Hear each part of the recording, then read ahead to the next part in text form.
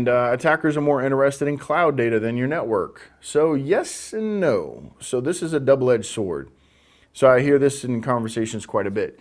So people say, I don't care about your corporate machines. I just want to get on your cloud, and then I want access to all of the data that you're storing in your cloud. But, well, I mean, absolutely that is the golden goose, because that's where everything is stored, financial data, everything, right? But what if you're using a company like Salesforce.com, who has, hopefully, a really good security infrastructure, and it's very difficult for me as an attacker to get in, as one guy, to get into Salesforce.com. So I'm thinking about it, and I'm like, well, what if I just compromise the guy's machine, which is not a hardened machine, because this company doesn't care about security because they have all of their stuff in the cloud. So why would I care about security? Why do I need to spend money on that? That's what I pay Salesforce.com for, right? But you have an endpoint, and you use that endpoint to access that data.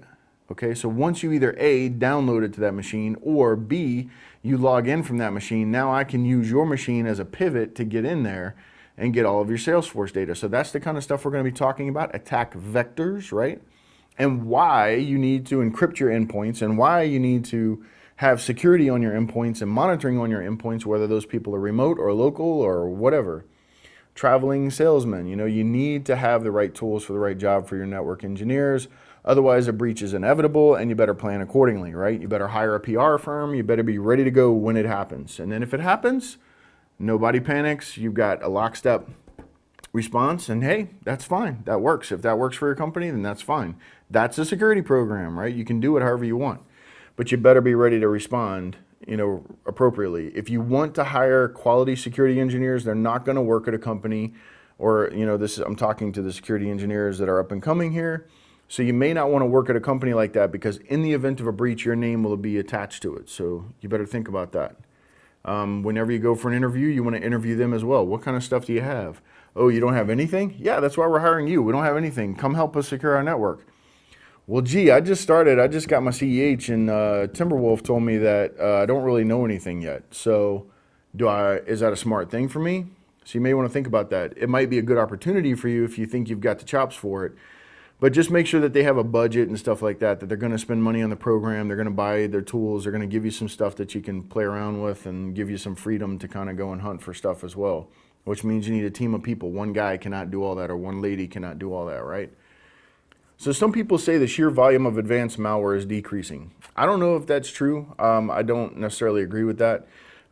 Maybe the families of it are decreasing, but the actual malware that's out there is getting ever more and more complex, and just huge in its actual surface of what it does. Even the binaries are getting bigger and bigger. So a lot of times they'll have one little bitty piece of software that will come in and drop all of this stuff on your machine, like rootkits. They're really small. They come in and then they bring down all the big stuff that's going to need to be running. So I don't know that I agree that people say the sheer volume of advanced malware is decreasing. That's probably a farce. Redkit, Neutrino, and other exploit kits struggled for power in the wake of the black hole Arthur arrest. So that's old school. That's not necessarily current as of today. What happens in these things is that the source code is released, and people go and start doing little twists and bends on this kind of thing.